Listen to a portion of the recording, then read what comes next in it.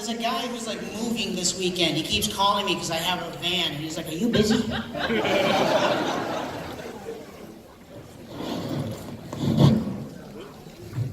Okay, this is gonna be a panel. Everybody, give me a big wave high. Here we go.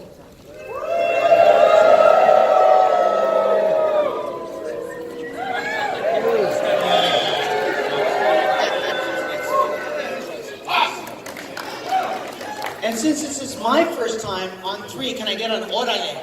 1, 2, 3. Orale! Feel at home.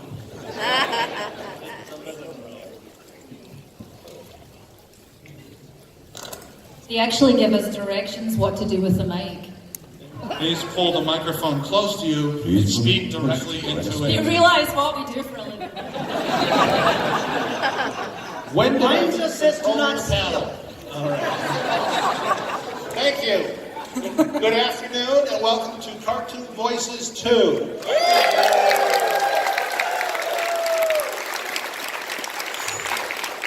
This room is like the nation. Every time I come in here, it's moving a little farther to the right. I don't know why people are looking at nothing over there. I'm sorry, we didn't set up the room.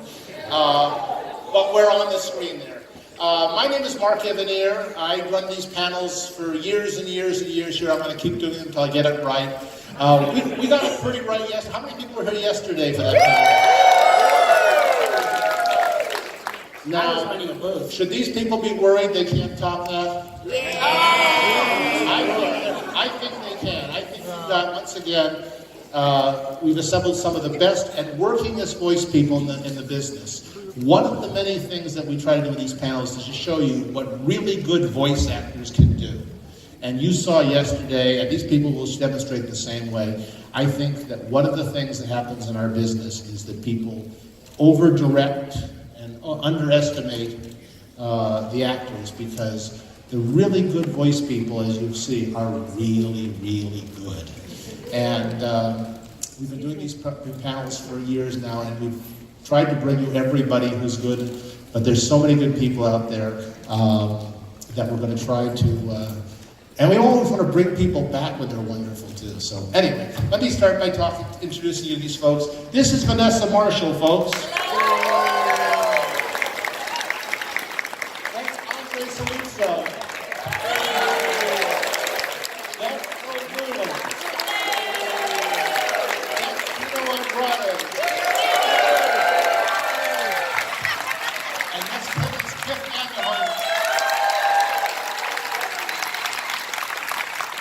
who knows, there may be somebody else up here before we're done. I'm going to ask each panelist briefly to go down the line. This is, you know the drill. I want to know the shows you're on these days and recently that we've heard of. We'd like you to demonstrate a few lines of some of your more outstanding characters, and then tell us something you did that is obscure. Something that you did that we won't know you did. That we're all going to go ooh and ah, like, really, they did that voice? I didn't know they did that. Vanessa, you are on first. Well, hello everybody. Thank you for coming on a Sunday. We're going to close out the time. I played Hera on Star Wars Rebels. You can catch that. The Blu-ray is coming out at the end of this month, so there are all sorts of extras on that. I also played Gamora on Guardians of the Galaxy. And that will continue in spring of next year. And there are all kinds of fun new projects that I can't discuss, but if you find me on Twitter at Van Marshall, I'll let you know as soon as I can. But I think there are a few lines that there's also Mary Jane in Spectacular Spider-Man. I'll give you a little Mary Jane. Face it, Tiger, you just hit the jackpot.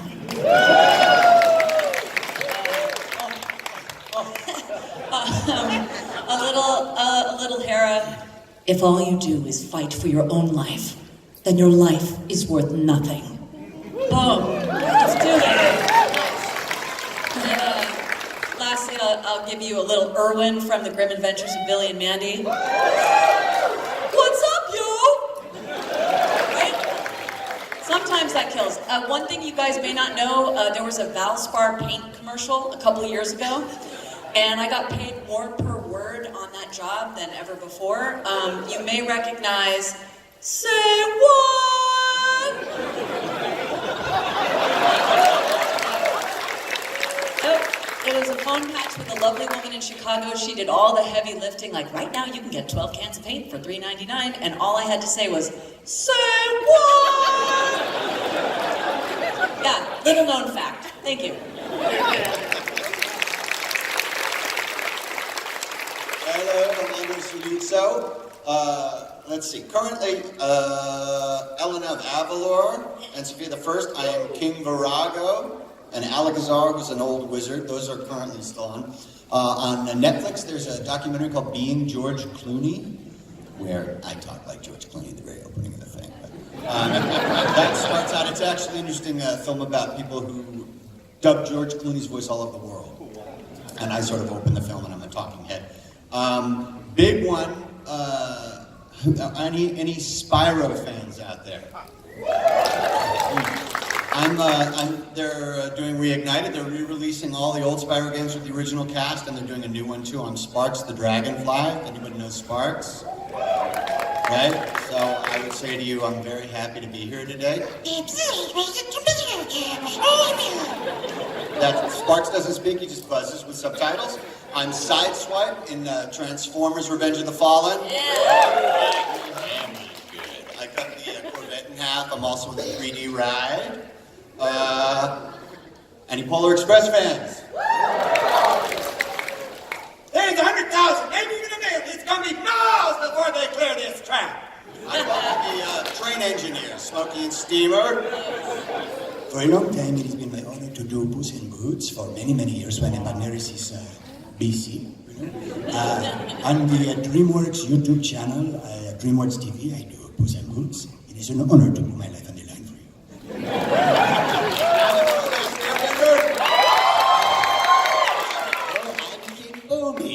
Mr. Capanis. There's an airbender in our presence. Elder Scrolls. Amy Cushy, the lion cat. I do lots of cats. Cats all the time. World of Warcraft, I'm Harlowin. I am also a big honor for me was to be Tony Montana in the Scarface video game, okay? All you cockroaches, I am fed up with you, okay? That Payday 2, Alice in Wonderland, Cheshire Cat. Enough about me, but those are the other ones. Obscure. A lot of hungover people here. Do you drink Red Bull? Red Bull gives you wings.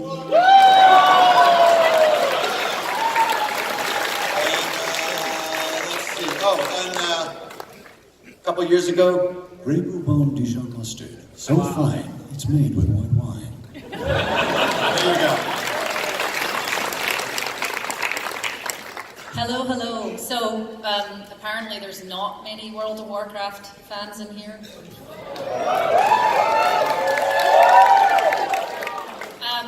I think I have 17, maybe 18 roles in World of Warcraft. My most famous is, you stand before Moira, Queen Regent of the Dark Clan. Watch your tongue.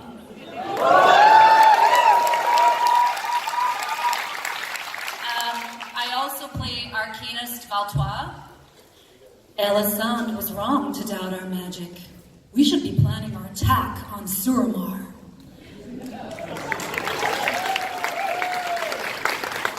Sorry, it's like a World of Warcraft convention here. I also do Tess Greymane. Also, it's best not to be seen in here. These demons are brutal.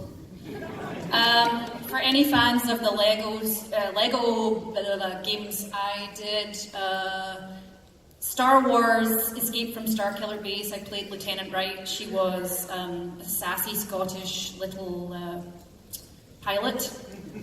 And one of my favorite lines is, if Poe succeeds... I have to put my pop shield up. If Poe succeeds, it's going to get real explodey real quick.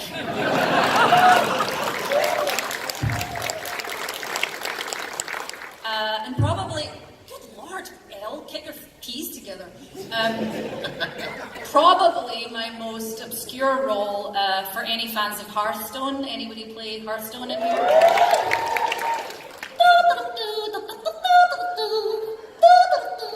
Oh, are we fighting?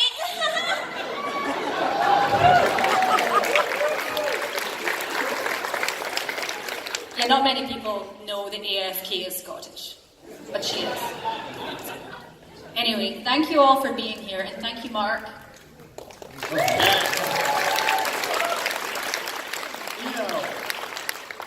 This is why it's good to be a voice actor. This is who I'm sitting next to. Career goals. How many of you are fans of Arkham Asylum? Well, I'm the Scarecrow from Arkham Asylum and Arkham Underworld. You're in my Arkham now, Batman.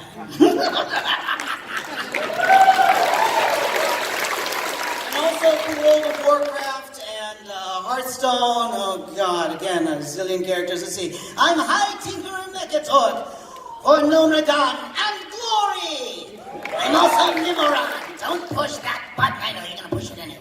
I'm also Professor Putricide. Good news, everyone. The slime is flowing again. I'm the Death Knight Gnomes. I'm Wormtongue, Jailer Zara, Spellspreader, Imp, Fogelmancer, Clop, the Whirling Zapomatic, the Shrinkmeister, the Mad Bomber. Wanna blow something up? Walnut Sprite, Plaguemaster Rankle, Rally Zapman, and God, so many of those guys. In Brutal Legend, I'm the Reaper, as well as Lion White's Hairbangers. Ha! Let's see. In Prey, I am Caspar. Dishonored 2, I'm that old beggar that you get all those secrets from.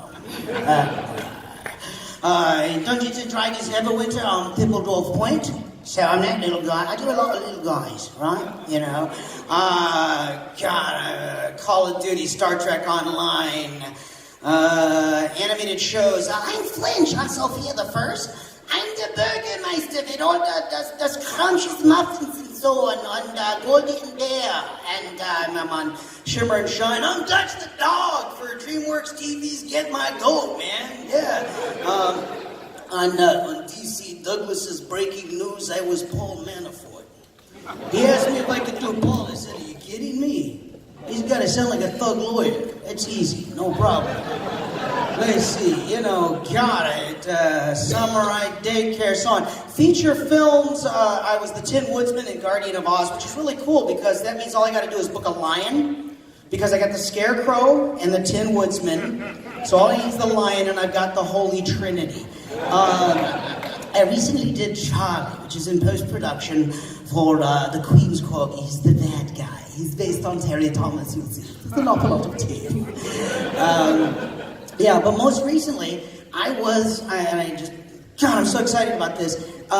There's a French television series called Sam Sam. They made a feature film out of it. I'm playing the villain in it, Marthiel the First.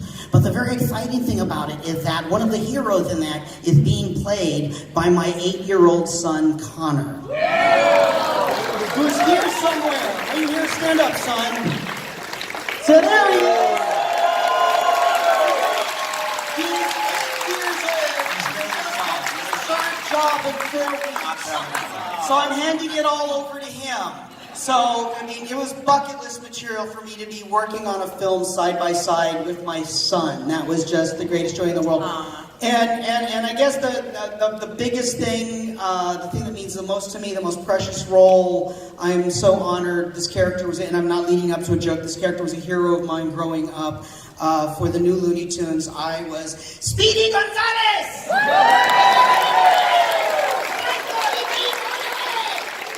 That just meant the world to me. The world to me. So thrilled to do that. And as far as an obscure story, okay, here you go, real quick. I did my very first job in high heels. I was doing post-production for a movie called House in 1985, starring William Pratt and Richard Mall. That film, and I was on what they call the Foley team, which means we do sound effects live to picture. And the scene where the statuesque blonde is walking in the backyard with her high heels, that's me in the heels doing the steps. And they brought up the little critters, and director Steve Miner didn't have anybody to do that voice. And he said, what are we gonna do? And the character was laughing, so I just did this. And he said, you in the heels. Do that again. And that's how my career began.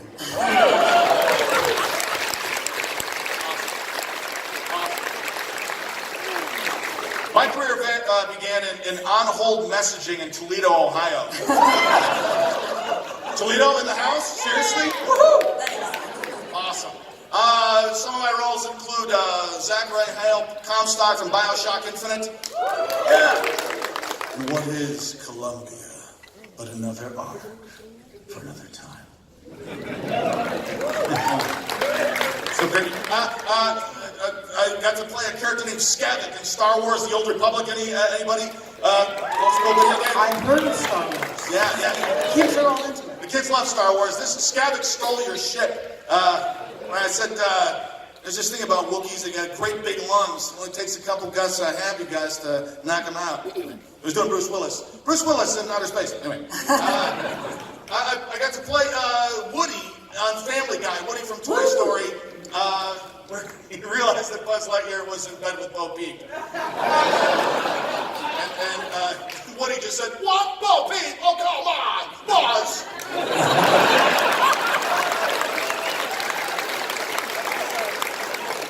Recently, this, like Dino just said, to be able to play a role that means so much to you, I got to play Han Solo in Star Wars Forces of Destiny. And I got to play Harrison now. So it was like, hey kid, once we get to Maz's castle, keep your head down and leave it to me, all right? Wow. I got to do some on-camera stuff, like some of you may remember this spot from Denny's. What's the deal? All these people rushing to work, drinking their Chinos, cappuccinos, chocolate whatever Chinos. I don't know what Mr. Chino guy thinks he is, but he doesn't know a thing about breakfast. I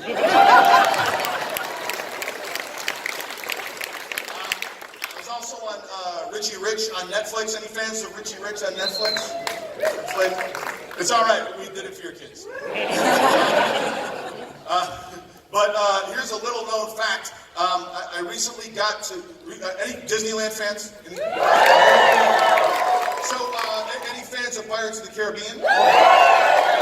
So we recently redid that and got rid of the slave auction, and I got to play the auctioneer. So when you ride Pirates of the Caribbean, like I did last night, you'll hear, "Weigh anchor now, you swabbies, what may I offer for these hearty hens?" So,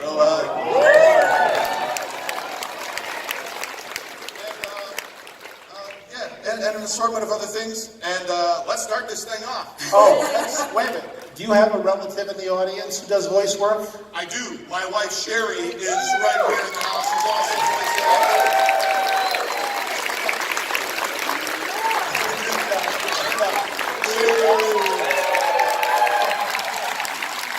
She's just on the Detroiters this week on Comedy Central. So there you go. Check your DVRs.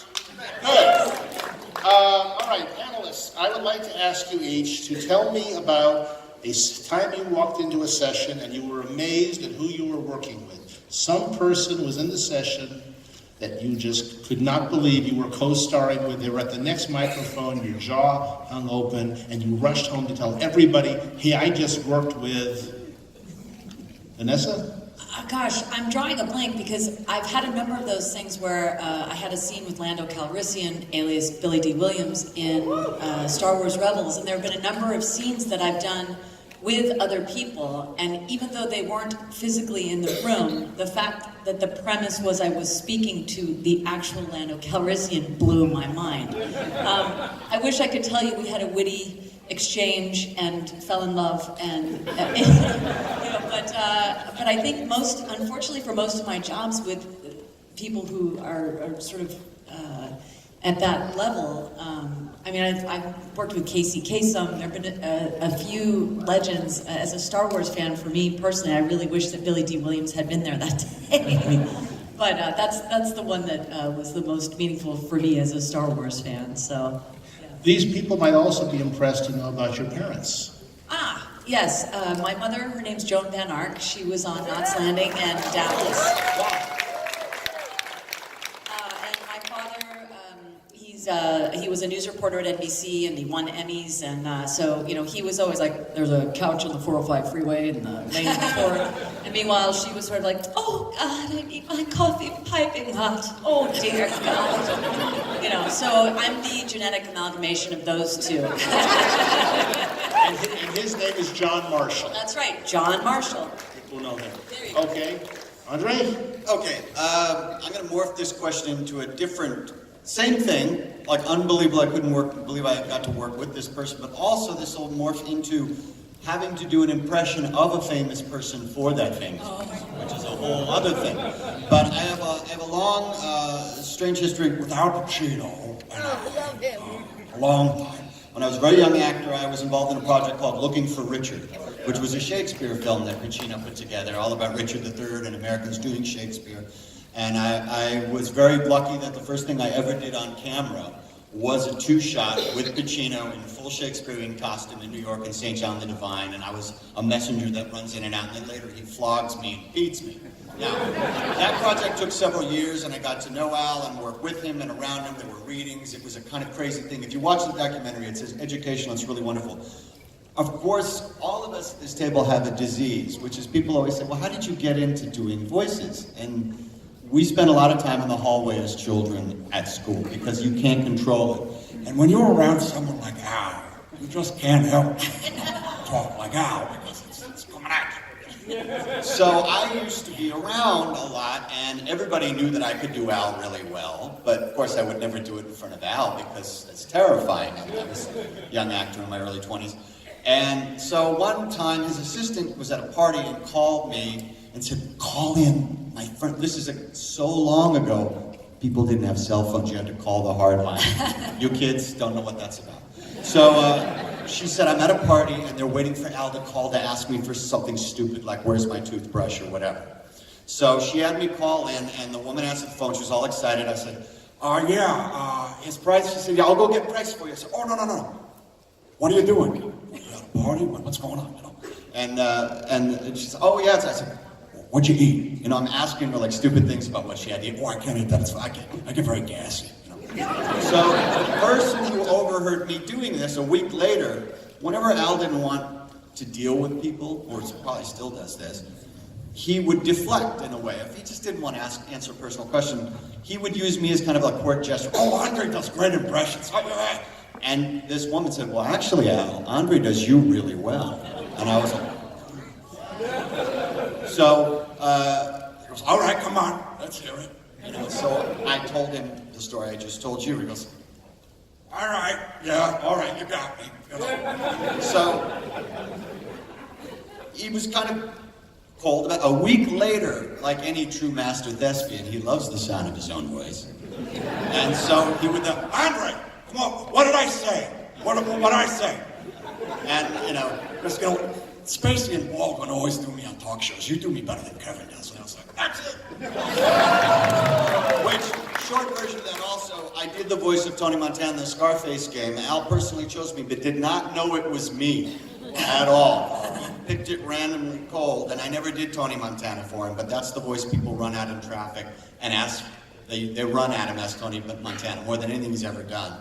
So a year ago, I did a reading for him. He didn't know I was going to be there, and I finally got to thank him for picking me as Tony Montana. He goes, "What, that was you?" I was like, "Yeah, Al, so thank you." He goes, "I never would have done you a favor." So that's sort of, but that was incredible at a young actor to be in a two-shot with Al was just unreal. And the other one is I once had to do The Rock for The Rock because I did The Rock's voice in the Scorpion King video game, and he was tremendously uncomfortable when it happened. He goes, "Oh yeah, okay, man, let's hear it." You know, and I was like, "I will avenge my people," and he sort of, "Oh, okay." He took an autograph and sort of walked away. It was kind of funny. But anyway.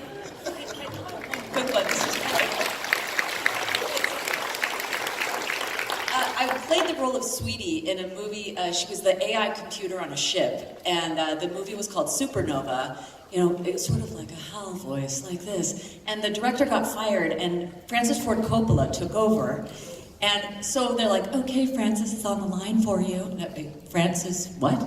And it was literally Francis like, "So how you doing?" Like, what? I'm supposed to act right. Yes, I was directed by Francis Ford Coppola, granted over the phone, again, not in person, but that, yeah, I wept. Anyway. Have you ever met anyone famous in person? Yes, June Foray.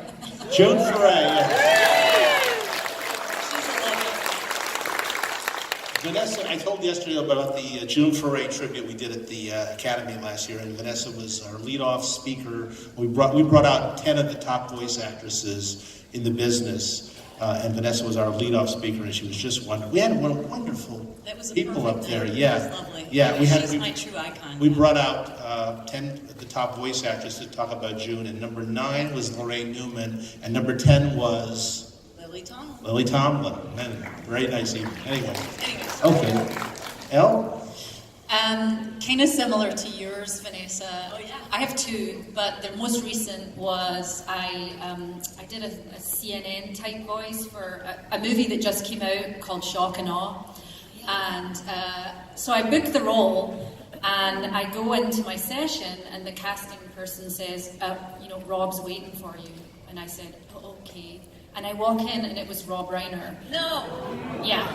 So, I mean, I'm like a total When Harry Met Sally geek, and, it's like, so, anyway. So, and many more. And so I walk in, and the way it works when you're doing voiceover in a movie, if you're doing any kind of ADR, is they put a microphone in the middle of the room, and so you get the screen in front of you, and you kind of, sometimes your voice match. And this one I was just talking, and I was doing my script. And I realized, Rob was sitting, producers, directors, everything were sitting behind me, and it was at that point I realized that my ass cheeks were quivering. Mine are now. Because I was just so geeking out, this is Spinal Tap. I was totally geeking out. And I'm standing there, and I'm trying to do my read, and the whole time I'm just oh my God, my ass cheeks, and I could not stop focusing on my butt. So if you go see this movie and you hear, I have 2, I think I'm over a scene with Rob, and I'm over a scene with, I think it's, the names have gone out of my head, but they're great actors. But there's a couple of scenes I'm in, but if you hear my voice, I'm doing a CNN, a today in Iraq, it's one of those ones with my ass cheeks quivering. But how many people's ass cheeks are quivering right this moment? The whole room. It's a thing. And I've told this story before, so I'm sorry if you've heard this story before, but the first voiceover job I ever did in Los Angeles, it was for a DVD series for Montessori, and the character I played was called Amanda Acorn, and she was this little hi, my name's Amanda Acorn, how are you? It's she was this little but I'm a singer too, and we did a whole album for this series, and I walked into the recording studio, and all of the music was being composed by Richard Sherman. And so I had to sing as this character. I had to be come on and learn along with me, in front of Richard Sherman, and I'm being directed by Richard Sherman, and that was for me to be a Scottish actress who had aspired to being in Hollywood, who'd aspired to having any kind of career at all, because let's face it, it's hard to... The fact that I'm here, by the way, is insane, so let's just let that sink in. But, I was standing there I cannot believe this. He was one of my idols, and so I was singing in a recording studio on an album with Richard Sherman, and then one of the people that worked on the project she was Steven Spielberg's personal assistant, and so we actually did the screening in the private screening room at Amblin, and then we had a piano, and Richard was playing the piano in out in the courtyard, and I was singing along, and one of the people said, do you want to come up to Steven's office? And I was sure. Okay then. So, I hope she doesn't get in trouble. This is going to be all over the internet now. I sat in Steven Spielberg's chair. With those quivering ass. And my ass cheeks were quivering.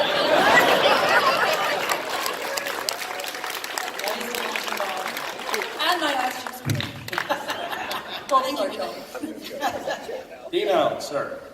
Thank you all. I'll stay, try to be. Okay, so let's see. Many moons ago, I had accompanied the late great Mary Kay Bergman to a session, and it turned out that directing this session and as part of the session was the great Stan Freberg.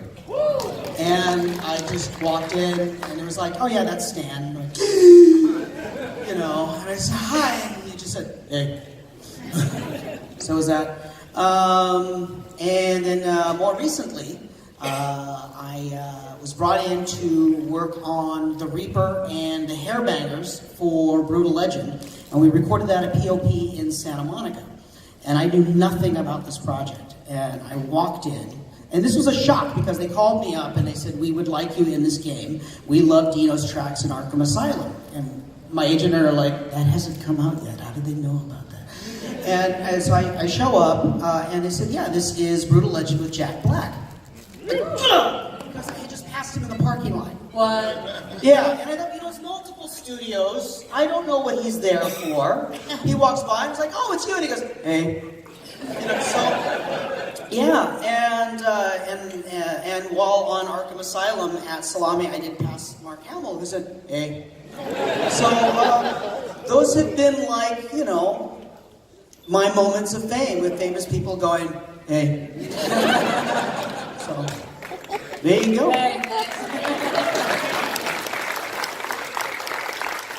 went to LA Studios for a commercial that I was doing for like the University of, or like Cleveland Hospital or something, and I'm in one of the studios. It's very, very exciting. This Cleveland thing. And it's a phone patch, which means they're going to dial up the studio in Cleveland with an ISDN box. So I have the headphones on, the microphone. LA Studios is a beautiful space. We did Forces of Destiny there. I think Rebels goes there. Yep. Goes there. Yep. Go there. A lot of Warcraft. Anyway, so a lot of people are in and out of the studio, and I'm in there waiting for the phone patch, and I hear a familiar voice come out. And it turns out it's Jeffrey Tambor. And the two of us are talking like we're getting ready to do the same job. He was about to record a cartoon series called something. I don't remember what the title of it was. But we're just kind of chit-chatting, and we talked for maybe 10 minutes until we realized that neither one of us were connected to either our clients or the studio we were supposed to be in. We were just two guys in two different rooms at LA Studios connected to each other. People in Cleveland are freaking out. His people are freaking out. They're like, where's the actors? We're like, we're just... Oh, and in the middle of telling a story, he's like, so what does Kiff mean? And I'm like, it's a mistake. And all of a sudden, click, gone. It was like waking up from a celebrity hangout dream. You know those dreams where you're like driving around and it's like, oh man, Harrison Ford, this is awesome, man. We'll take a left on Olympic. Anyway. So one of my on-camera, or not even on-camera experience, I directed Second City in Hollywood. Any Second City improv people in the house? Good. Directed a show there, and Harrison Ford's goddaughter was in the cast. And as we put the show together, she was getting more and more anxious. And said we had done like a Star Wars bit in the show, and she pulled me after class, and she was like, "I'm really concerned because Harrison might come to the show." And I'm like, "Yeah, Harrison's going to come to the show, of course. It's a 40-seat theater where we're doing sketch comedy. Sure." So the night Harrison comes, she calls me and she's like, "Kiff, Harrison, man, that's a big deal." And I haven't done, this is my first year in LA. Up until moving here, I'd mostly done commercial work, and LA's the big show. So I'm nervous, I'm trying to figure out what to say to him, because I know I'm going to meet him, and I didn't want to nerd out, I wanted to be cool. So I just went over to him after the show and said, "Hey, I just want to let you know how much I enjoyed working with Joan. She was the best." And he's like, yeah. And then we left. And we're standing outside, and my phone rings, and it's Joan. And she's like, "Where are you?" I'm like, "Huh?" She's like, "We're all down at Bordner's. Harrison and my folks, like, come on down, join us." So we go down to Bordner's. It's Monday night. It's a little bar in Hollywood. And Harrison sees us walk in. He's like, "There they are. Let's pull these tables together and get them over here and pull up a chair. You help me pick the menu." So we're sitting here at this bar. It's surreal. On one screen, my favorite movie of all time, Big Trouble in Little China. On the other, my team, the Detroit Lions, are playing. And over Harrison's shoulder is his black and white still from Blade Runner. And he's going, "What do you think, the chicken skewers?" And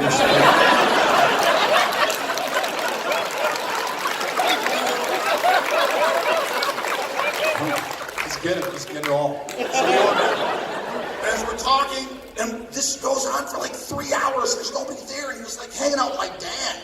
Like, I'm more nervous right now than I was then. And I'm pretty chill. So someone says, hey, Harrison, Kiff is teaching a voiceover class at Second City. And he goes, how do you teach a class about voiceover? And I was like, I don't know. I'm like Richard Attenborough in Jurassic Park. I'm like, welcome to voiceover. Good luck. So that's kind of it. And he was like, I wish someone would teach a class about what to do when you get on set. I was like, oh, okay, well, Mr. Set, what's your curriculum? And he goes, And about 20 minutes later, like apropos of nothing, like we're just hanging out watching the scene. It's all the reflexes. Big Trouble in Little China reference. There you go. Gen X. Okay. Anyway, Harrison leans across the table and he looks at me and he's pointing at me with a chicken skewer. He goes, here's the thing that no one understands. This is a service profession. We're in the business of telling the existential truth of the story. That's our job. And everyone who comes on set thinking that they're bigger than the project misses the point. This isn't service. We are a service industry. Wow. That's what he told me for the chicken skewer.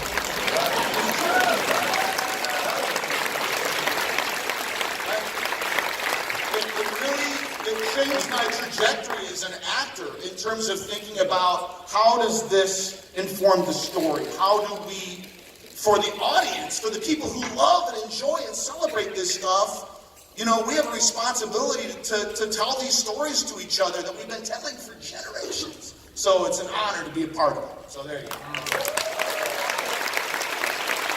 Again, kudos.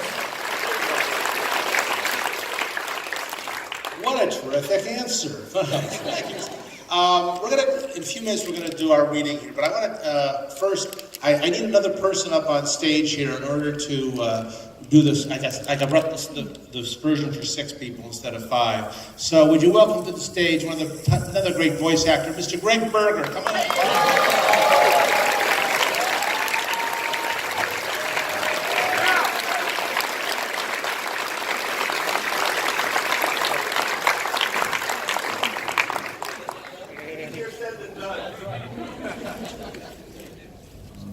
Keep it going for Gregg Berger. Come on, guys. I agree, but only because this is a service industry. If asked, we should serve. Hey, hi. Gregg, tell them a little bit about where they've heard you lately. Oh, lately. 30 or so years ago, I had the great good fortune of being cast in the first generation of Transformers. In the past few months, as I have over time, I was re-invited back into the franchise in Power of the Primes as Grimlock Dinobot leader, who now becomes part of the first Dinobot combiner, Volcanicus, who's even bigger.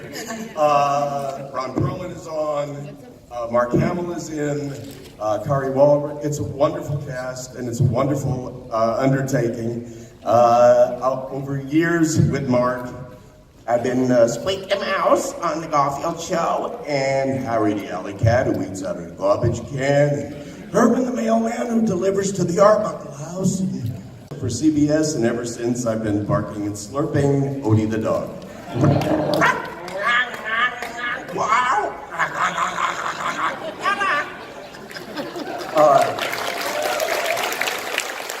Remember that like Abbott and Costello, like Hope and Crosby, Garfield is a buddy comedy, but one of the two buddies barks and slurps. So it's been a fantastic run. Agent K and Men in Black. Shoot 'em, Jays, a cerebrofactoid. The brains are in their bottoms. You know where to aim. Corn-fed pig on Duckman. Who has sort of the absence of every emotion except whatever needs to be done in the moment. In the same vein, I'm one of 3 Eeyores for Disney.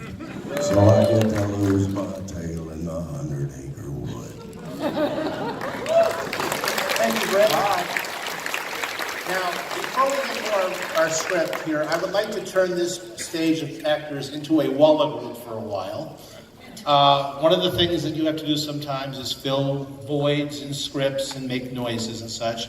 I'm going to direct this, and everybody be whatever I tell them to be. Okay. Would you be a cocktail party, an upper scale cocktail party where people are just standing around talking and making conversation? Well, how much did you invest? And it's just absolutely marvelous.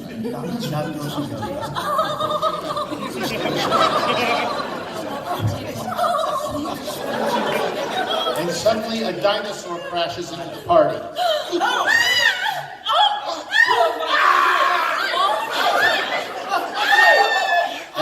And now the dinosaur is left, and now you are mourning the destruction is left.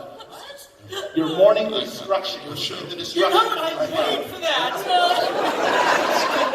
My sense. I don't know what he said. I can't pay that. And suddenly the whole situation strikes you as ridiculously funny.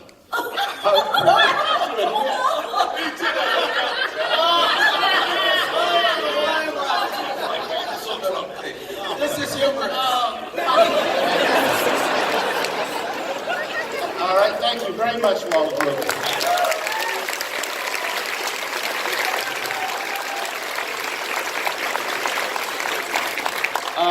Who here on the panel had the worst experience screaming in a video game?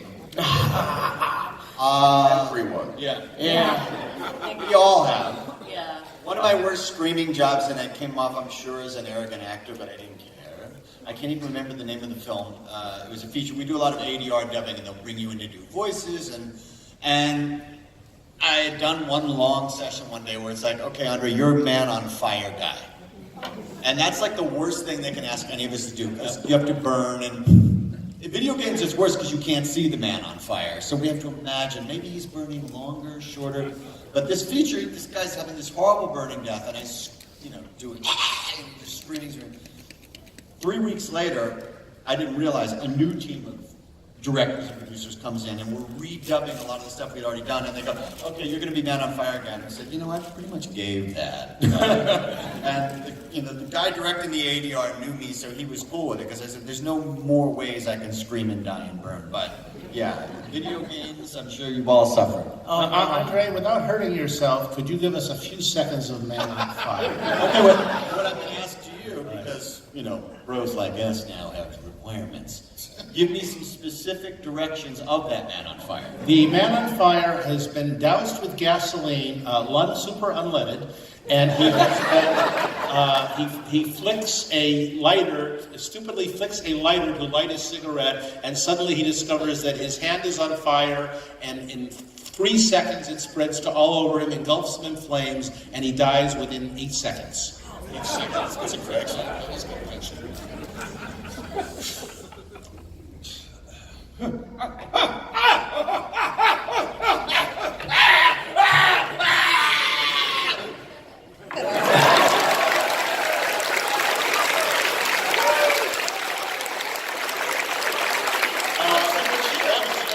But I believe I said super unleaded.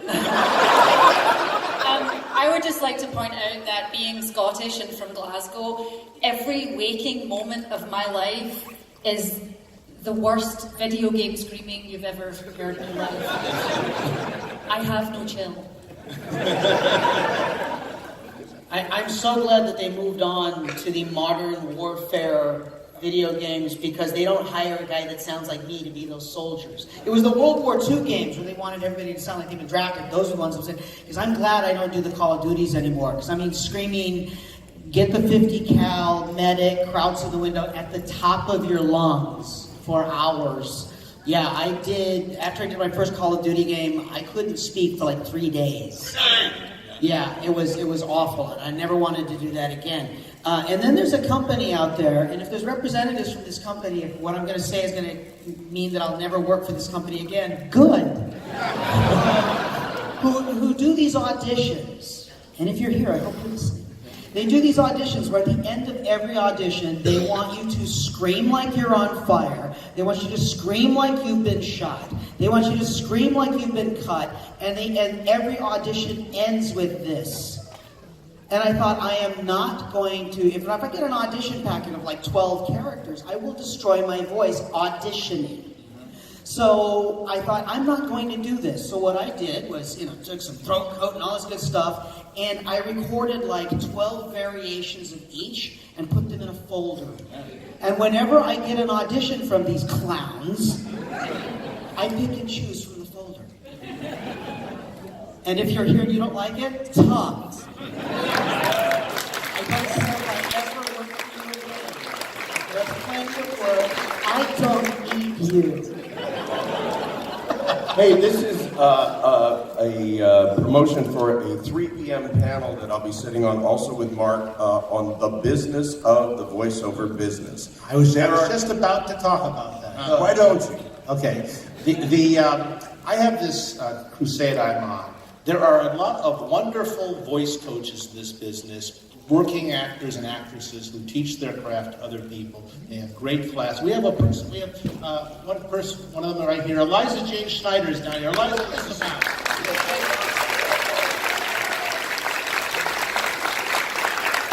And there are also some unscrupulous people who charge you before they say to you, you know, how much money you got? I'll make you Rob Paulson. For give me all your entire wallet.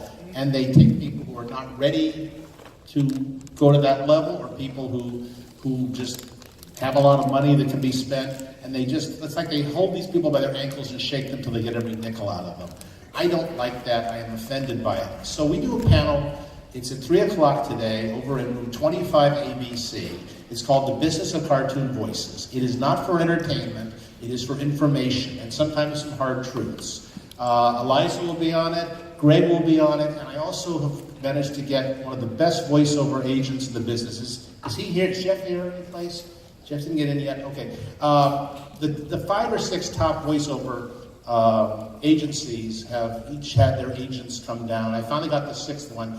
Jeff Danis of the DPN agency is going to be here. There is no better voice agent in the business than this man. He helped invent the business of. He represents, Lorraine Newman and Maurice LaMarche, and a lot of people you know and love. And he's going to be answering questions. This is to give you the information you would get if you went to certain of the unscrupulous people and paid them a lot of money. We're going to give it to you for free and teach you about the business. If you're interested in a career in the industry, go over to 25 ABC at 3 o'clock, and we will tell you what we can about it. This is just my way of trying to cut back on the people who get cheated. That's all. We'll go home. Yeah. The quick connect I wanted to make to the subject that we were on, which was Super Unleaded Man on Fire, is that there are things in teaching that can happen and things that can't. As far as vocally demanding roles, and we all call them tonsil busters, there are things you can do to maintain and sustain a character that has that kind of dynamic range. These kind of requests, which we're all asked and expected to do, you can't really maintain and sustain. You end up spending more time trying to protect yourself in those situations than just going full out, because if they're war games, if they're virtual realities, you have to live it in order to sell it. So there's no way to get out of the booth until you actually, in essence, have that experience, and then everybody's happy and you get to go home. It has been my experience that the cartoon voice business has one of the lowest asshole factors of any industry I've ever worked in. Most of the actors are really wonderful people. They're very socially responsible. They do a lot to help each other. And Dino, I want to ask you to talk a little bit about something an issue that's been concerning you for some time. You know what I mean. Yes, I do. For those of you who don't know, one of the greatest voice actors who ever lived was the late, great Mary Kay Bergman. She delivered 20 feature films, 30 animated shows, some 400 commercials. She created all the female characters in South Park, sang Blame Canada every role. She was the voice of Snow White at the Disney Company for many, many years. At the time of her passing in November of 1999, she had been voted by the Hollywood Reporter one of the top 5 women in the field of animation, period. At the time of her passing, we had been married for 10 years. And she was my best friend. And and I would come to these events for the fun of it. We collected animation cells. We had Starfleet uniforms. We collected comic books. She was my geek, and it was great. When I lost her, I was a shell of a human being for some 5 years, and then my old high school sweetheart I had not seen in 26 years came back into my life, helped mend a shattered heart. We now have an 8-year-old. And the two of us formed a company that we built in memory of Mary Kay Bergman called SoulGeek.com. We've had a booth here at Comic-Con for 11 years. This is actually our final year here. And it's basically Match.com for fans of sci-fi, horror, fantasy, animation, anime, manga, conventions, cosplay, fan art, fan fiction, you name it. If you're into great works of imagination, it's where somebody can find someone. I felt lucky to have had Mary Kay in my life for 10 years, and now I've got my Irish princess, my Casey. Yeah, those Celtic accents drive me crazy. Who's also a huge geek. So I've been lucky to have 2 in my lifetime, and there's been many who have yet to find 1. And that's why we created a company. We're responsible for hundreds of couples all over the globe, over 30 weddings, 2 births, and it was a way of making something great come out of tragedy. So that's been the other side of it. Mary Kay is instrumental to me being here. I started as a voice actor in the 80s. In the 90s, I transitioned to independent filmmaking, and the entire time I was there, Mary Kay kept trying to convince me to return to being an actor, because she said, you know, this filmmaking is killing you. You spend all your time raising money instead of being a filmmaker. You need to go back to being an actor where you were happiest. And she was right. And so I returned to it, and I've been happiest ever since.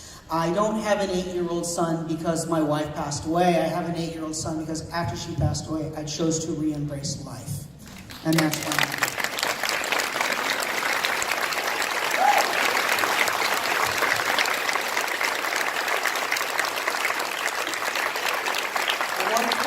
One final word on that.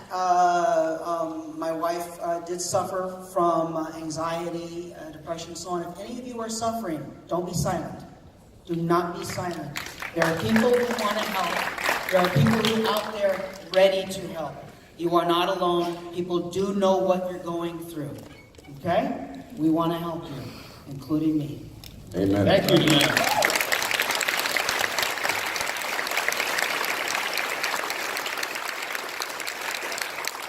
Gregg Berger and I had the pleasure of working for many years with a lovely man named Lorenzo Music. You probably all know who that was. And Lorenzo used to work 1 night a week on a suicide prevention hotline, and people would call up and they would be saying to him, "My wife's left me. I can't get a job. I'm drinking too much. I don't know what to do. My life is at wit's end. I'm desperate. I don't know." Has anybody ever told you sound like that cat on TV? And he would, or they would go, "Aren't you the doorman on the Rhoda show who's always drunk?" And he'd say, "Yes, I am." They go, "Oh, well, what's your favorite drink?" And he'd talk to them as another alcoholic, and he would help them out. And he once said to me, I said, "Is it a uplifting job to make you feel good?" He says, "Well, the problem is that all of them come to us about 8 months later than they should. And so if you need help, get it before you get to the point of thinking of doing away with yourself. That might be a little too late for the easy heal. Then you have to, it's very difficult. Let's show these people what you do as actors here. All right. Voice actors always need a script. Would you take a script and pass one down? It also helps to have a pencil. Would you take a pencil and pass one down? All right. Now, this is a cold reading we're going to do here. These people have not seen, well, some of them have seen this script because they've done it before, but we're going to give them different roles this time. And I've actually rewritten this script a little bit. You saw this script yesterday, same exact script. In 100 lines, we're going to do the story of Rapunzel. And we're going to give them not enough time to read the script or mark it. And we're going to tell them that they can change voices anytime they feel like it. They can change the lines. We don't usually let them do this, but this is for, show and tell here. And I'm going to assign the roles right now. Excuse me. Vanessa, you are playing Dame Gothel and Elsa. Perfect, thank you. Andrade, you are narrator number 2. We have 2 narrators here. You're narrator number 2, and you're the king. All right. The narrator can change his voice every time. Elle, congratulations, you're Rapunzel. All right. Dino, you're playing 4 roles. You're going to play Henry, the valet, peasant number 2, and the priest. I wanted Rapunzel. Well, you can't have it. That's right. You are prince and peasant number 1. Excellent. Gregg, you are narrator number 1 and the butler. Now, Well, while we give these people a few minutes to read their scripts and mark them, but not enough time, I want to talk about, Dino mentioned a gentleman who I was very close to, who we had on a couple of these panels in the past, the late, great Stan Freberg. If you are interested in voice work, you will hear no better than to seek out Stan Freberg's CDs and MP3s and records and albums. Even though he was a great cartoon voice actor, but he used the same talents on his radio shows and on his records, and a genuine genius. I was very happy we got him to be on a couple of these panels over the years. Another man we lost recently, Stan we lost a couple of years ago, was on this panel last year, a man named Chuck McCann.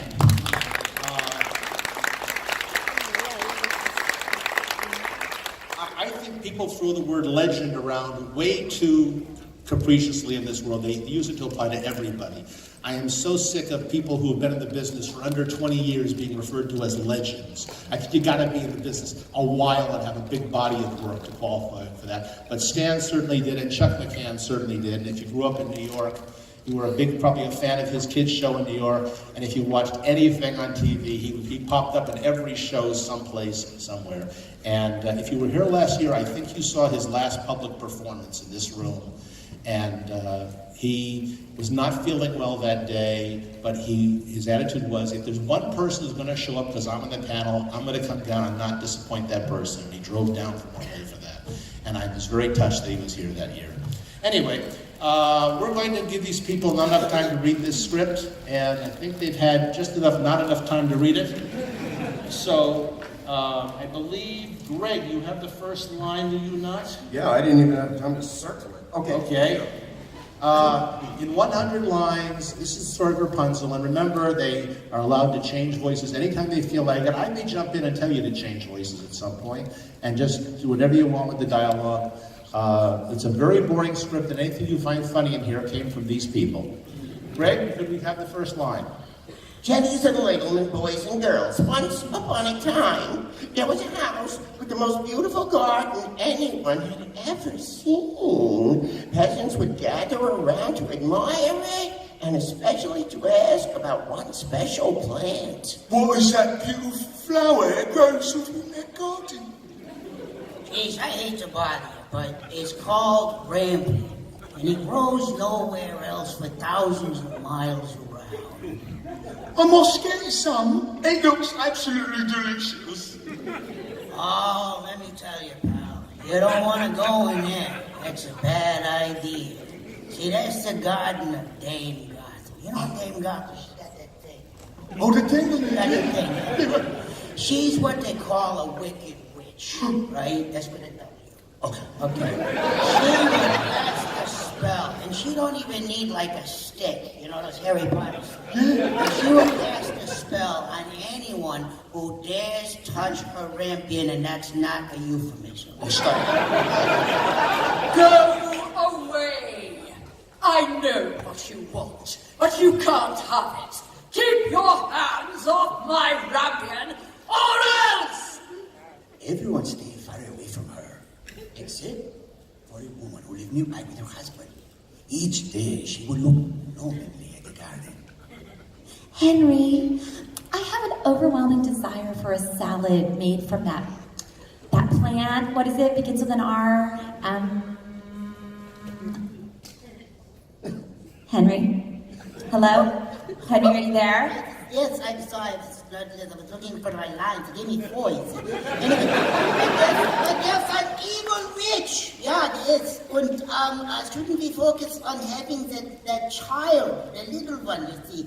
We have wanted for so long. Like we got all those diapers and stuff. What else are we gonna do? Okay, but if you want me to make human life, I need to eat. So, yeah, I'm gonna make a baby with the rampion. So if I don't eat it, I'll surely die. There's that. Pain sigh. That's what it says, pain sigh. Okie dokie, my dear. If you want it, well, you know, you can have it. I get the wholesale. So Henry climbed the wall into Dame Gothel's garden and began picking rampion. That was when the witch appeared. How dare you come into my garden and steal my rampion? I will turn you into a disgusting creature, the lowest form of life. You know, forgive me. My wife, she craves the rampion so badly. It's like the pickles, you know, pickles with the ice cream. You see. And I made that joke, I lost my place. There we go. Okay, and she will die if she doesn't have some to eat along with the pickles.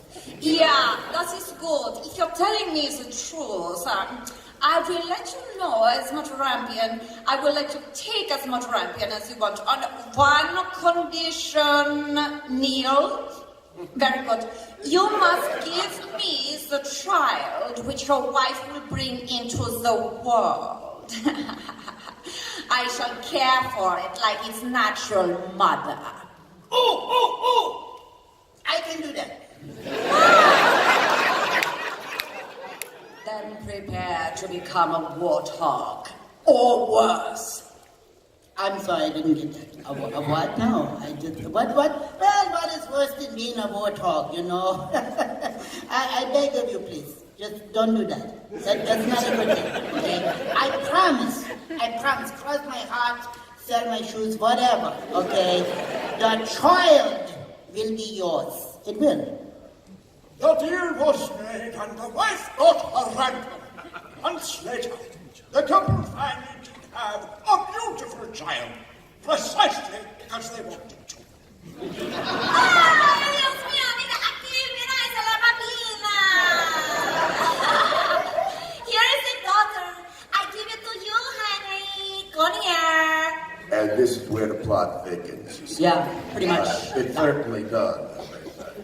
That was when the witch appeared. There is the daughter you give to me. She is mine. I shall name her Rapunzel.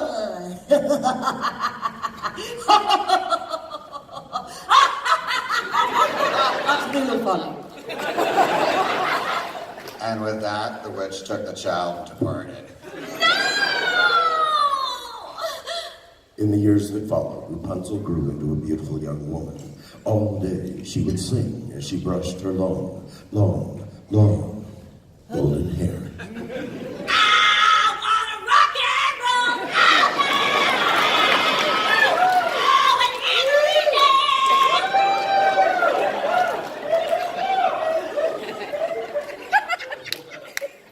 She was so beautiful, okay? She was so beautiful that they got the fear that she was gonna lose him, okay? Now, where are my servants? Where are my servants? Servants? Yes, you called for us, Nana. Someday, a man shall happen by and take my beloved Rapunzel from me. Well, you know, some people say that is the way of nature, madam. I must prevent it. I want you and other servants to build a tower 20 feet high in the middle of the forest. Yes, madam, of course, madam, as you say, madam. How many doors would you like it to have, madam? 2, madam, 3, madam? No doors, but one small window into a room at the top. There, I will keep the child forever. And so the tower was built and Rapunzel was placed inside.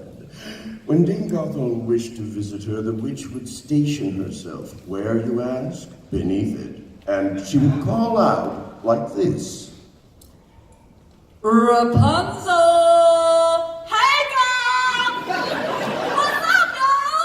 Come on now. Let your hair down, okay? All the single ladies. Let's do this. Yo, your hair so I may climb the golden stair. Yo, Ma. Yeah. Yo, you better let me unfasten my braided dresses so that they may climb my head, you know what I'm saying, Ma? Here they come. Watch out. I said hip, hop, hip, hip, hip, hip, hip, hip, hop, hip, hop.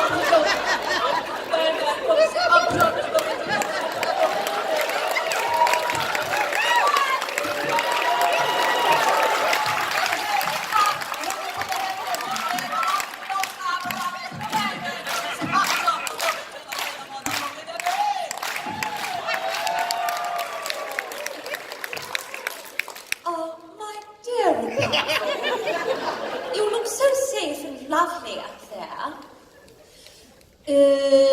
Thank you, mother, but I have been thinking I would like to meet some other girls. Perhaps even a boy. Oh, silence. I do forbid it. But you will not be lonely. I shall visit you at least once a week. Oh my God, you're such a cock blocker. Sorry, I forget that. Sorry.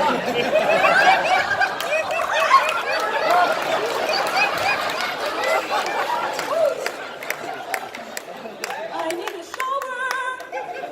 Flag on the plate. Where are we?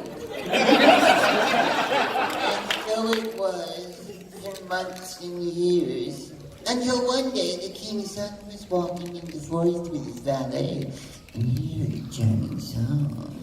Hang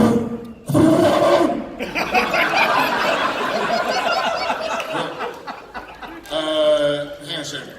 What was that beautiful song in your shirt? Jarvis, can you tell me what that song was?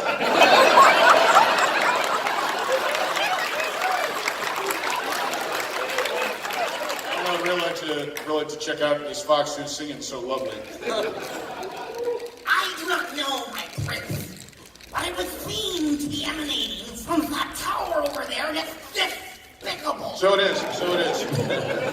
I'm gonna see the face of the one who possesses such a wonderful voice. So I think I can probably work out how to get in, but let me ask, how do I get into the entrance? No, there appears to be no doors into this tower and no stairs. You may use my Ludin Q38.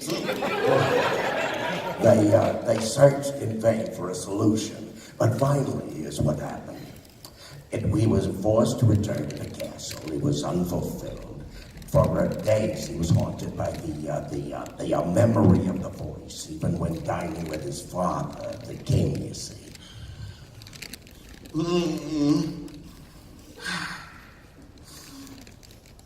My son, okay, hello, you're not paying attention. I'm sorry, my father. It's just that I keep hearing this song. There it is again. And the man rhymes with wrong. That voice. What voice? I don't hear any voice. No voice at all. I don't have anything. Listen to it. There is no voice, No, I don't suppose you would. But I must go to it and be as near to it as I can be. Farewell! Oh, your highness, where's the prince going? You know, all I can say is I can only guess, because he's my faithful valet, he's a loser. Nice. I'm sure you recognize that look upon his face. It's a loser fest. Your highness, it is the same look you had when first you met the woman who would be his mother. His mama with the chancla. That day, okay, and for all the days that followed, the prince, he lingered near the tower, yeah. And I was just sitting there like, a schmuck, listening to it, okay? Listening to it. I'm very sorry, I'm supposed to sing here, but I actually just did a video game that destroyed my tonsils. So we're going to omit the singing part from We'll fix it in post. So here's the deal. As the singing was going on, virtually, it was both comforting and agonizing, until one day when he saw an old woman approach. He hid behind a tree, and he watched.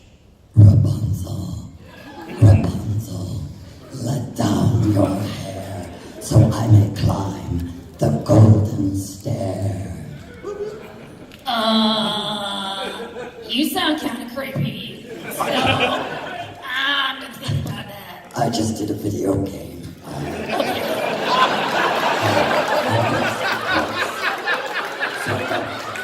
I have something you can take for that.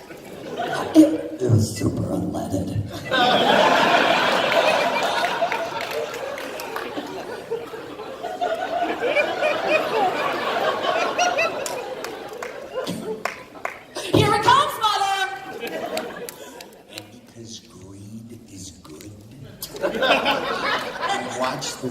climb into the tower, remain there for a few minutes, and then leave.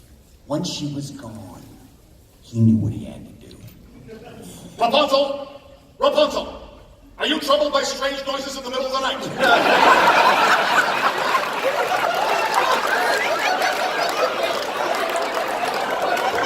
Let your hair down and bring up a professional. I'm ready to rescue you. Oh my god, like, what is everyone so obsessed with my hair? It's not like I'm a Kardashian. Like, so, I just don't even get it. What is up with my hair? And totally, like, who are you? No, Woman. seriously, like, creepy. I am a man who loves you. Well, it says here I'm supposed to let down my hair, but, I think I'm gonna pass. What? I know it's gonna throw the whole script off, but I'm like seriously over this. My hair is my hair, and it's mine, and I'm just not gonna give it to anyone except maybe you. What if instead of Dan Aykroyd I was Russell Crowe? Would you let your hair down? I don't know.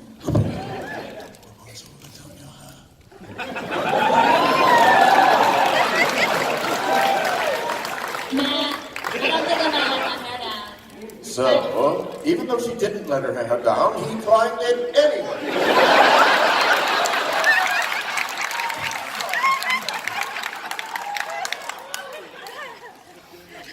Are you truly a prince? My mommy says I'm not to talk to strange princes, but you look like Russell Crowe and I'm kind of partial, so maybe. Right, I am a prince, all right? And, well, this kitchen is a mess. I've never seen anyone quite as beautiful as you. Will you come live with me and make kitchen nightmares a reality?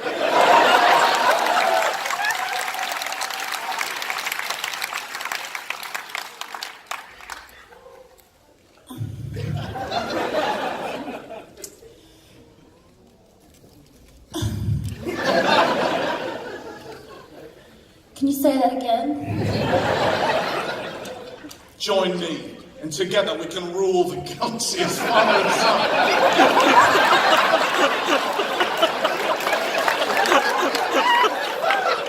don't know what happened. All right then. Great. I think I'll follow you because, yeah. That is I like the cut of your jib. Then it's settled. Let down your hair and we'll be off. We've like totally been through this. My hair is like my hair. Huh? Yeah. And like, I totally cannot climb down my own hair. I didn't think of that. Let me climb down your hair and go get help. All right, but... He said Dr. Loth, but when he reached the ground, the wish was waiting for him. Okay, so nothing but Rapunzel. You gotta come down. You have to come take Rapunzel. Now you're never gonna see her again. You know what I'm saying? With no one having any idea what story was still being told. And she robbed him of his sight. I can't see. For years she would wander in the woods, eating only bugs and berries. Meanwhile, in the tower, You wicked child. I thought I separated you from the whole world, but you were ready to please me. That hurts my feelings. For that, I will cut off your beautiful hair, don't you know? Please take the hair. I'm so sick of this. Take the hair. I don't want the hair. Stop everyone talking about my hair. I don't want the hair. I need the mullet. In her anger, in which cut Rapunzel's beautiful tresses, then took her to a desert where she lived in great misery. One day, a stranger lacking in sight stumbled upon her. Oh, you're gonna have to forgive me, whoever you are. I can't see. It's okay, there is nothing to see, just a woman with no hair. And, a broken heart. Wait. And, yeah. Wait a second. That voice. I know that voice. Jenny? Please, my dear, sing for me. Oh, I do not sing since my heart was broken. I still dream, I'm doing a press conference. I still dream of my one true love and, oh, my goodness, that is you, that is you. Happy singing. La, la, la, la, la, la, la, la. Do, do, do, do, do, do, do, do. Are we still singing? And all of a sudden, poor her, the twin breaks, and their tears of joy dampened his eyes. And when they did, oh, something magical. My eyes, I can see again. I can see you, and you are even more beautiful than I ever remembered. Will you now join me on a 5-year mission? Survive my king. Yes! Yes! Yes!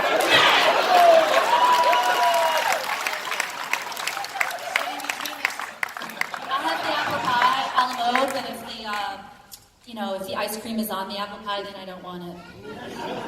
I'll have what she had. Sorry. Off they sped to his kingdom where the prince heard that sad news.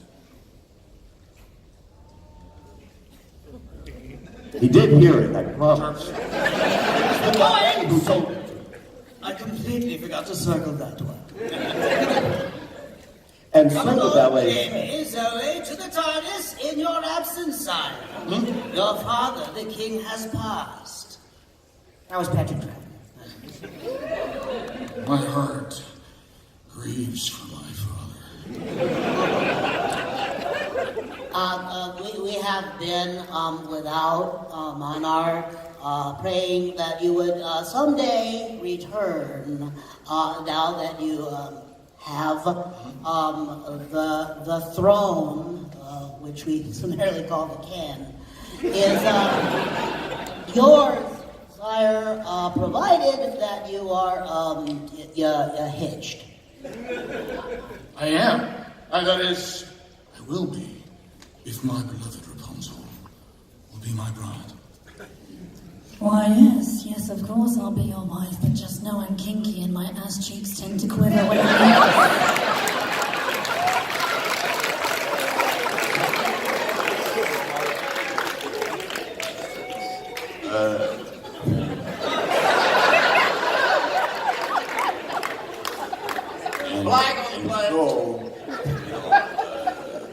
Oh, there it is. I couldn't find it, sorry. And so the two were wed. Yeah. Marriage! We are here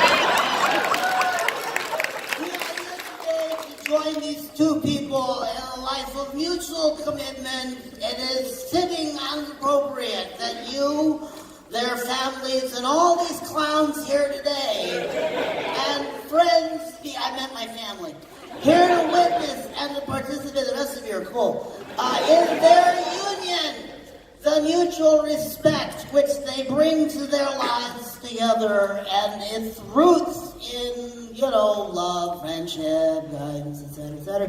You have given them, and so this new relationship, which rhymes with friendship, shall continue to draw its meaning. That's a fun bit of writing. From the intimate associations of their past. Do you take one another for all freaking eternity?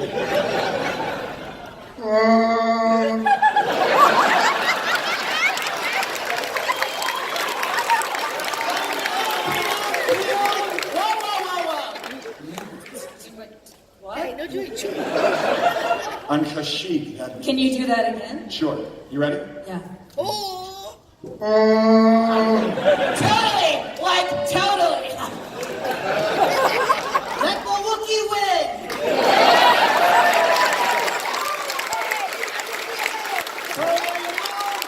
Pronounce you wife and walking furball. May you, as we all, live relatively happy ever after till 2020. Thank you.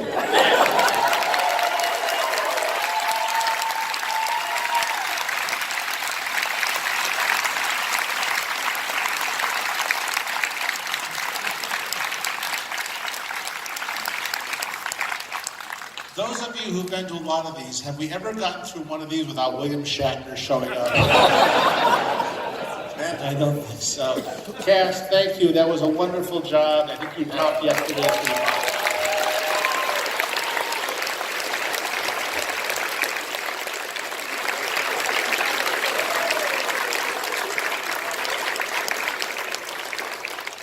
Does anyone have anything they want to say about where they'll be later today, or anything they have coming up, an appearance, a signing, a fan club meeting, anything of the sort? Anybody? Elle? I'll do a quick, oh, go ahead. Yes, go for it. I will be at the Soul Geek booth. Booth 5619. It's very easy to find. It's right downstairs against the back wall, very close to aisle 2000. I will be there with Gregg Berger, as well as Ricky Simons, the voice of Gur from Invader Zim, all signing autographs and promoting the crap out of Soul Geek. Come say hello. 5619. I've been producing a podcast made for you. If you're interested in voice acting, it's called All Over Voiceover. I've been blessed by having Ms. Elle Newlands and Ms. Vanessa Marshall as guests on my show. I invite you to participate. It's just about the business of and the craft and the fun and just kind of diving in. So if you want to check it out, wherever podcasts are free, you can find All Over Voiceover. Thank you very much. I didn't mean to step in your applause. Other than being in my car later, I don't have anything to promote, but I did want to say this because I think it's really important. There are so many people that aspire to do what we do, or maybe you're doing what we do, and I just want to tell you that keep going, because being up here is a massive privilege, but it's there for people. So just keep going. If this is what you want to do it. Along those lines, the only other thing, you guys have spent your load to be here at Comic-Con right now, but if there's a hardcore Transformer fan out there in Birmingham, England next month, there's TF Nation. I'm going to be there at the Transformers convention they have every year in August. But to what she said, one of the greatest mantra stories I ever got was from the comedian Lewis Black. He said this to me a few years ago, and I wish he'd said it to me when I was 20.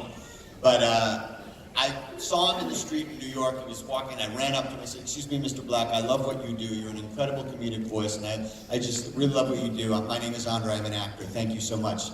So, thank you. He started to walk into traffic, and he turned, and he went, "You're an actor, huh? Good luck with the bullshit."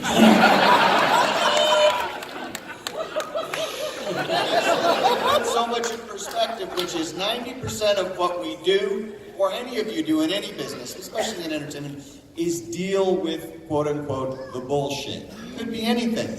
You could go on a job interview and they laugh at your jokes and they think you're wonderful and they give you all, and I'm definitely going to call, they never do. It's not personal most of the time. Maybe the job was for their sister-in-law and they had to do you don't know. All you can do is do what you do best. If you're lucky, 10% of the time, you get paid or we get paid to do what we love to do. 90% of the time, how you navigate, quote unquote, the bullshit is how you keep working. If you just stick at what you do and don't let that get you down, if you're good at what you do, you will move forward and you will be recognized. But it takes a lot of time and a lot of effort putting up with, quote unquote, the bullshit. But when he said that to me, it was just this amazing perspective that suddenly made a lot of it a lot easier.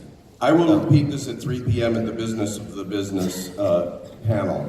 But the agony is always over the things you cannot control. Exactly. Focus on what you can control. Go hard on yourself. Work harder than you thought you could. And let go of the things that are outside of your control, because they can break your heart. I've always said I have the option to fail, but never to quit. that tells me that every time I fail, I say, hey, what can I learn from this? And I have to keep going. So every time I hear somebody say, failure's not an option, it's like, oh, they're doomed.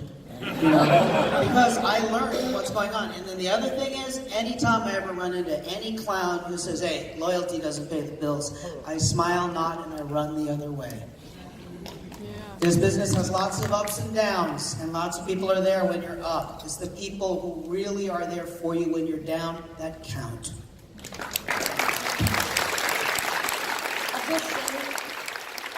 I'm very grateful to be on this panel, thank you, and I hope I don't get emotional, but I want to thank someone in the audience who is very special to me, Kathy Lizio. She's my favorite at CBSD, and in 1997, she saw me do a stand-up show, and I asked her if she thought I might be able to do voices, and because I played about 13 different ones in the show, and she gave me a chance. And to speak to what Dino said, if anyone out there is having a dark moment, you literally never know what the world has in store for you. Anything is possible. I promise you, please don't give up. I feel so lucky to be up here. It is worth it. Please do not quit before the miracle. And thank you, Kathy, for my animation career. Thank you.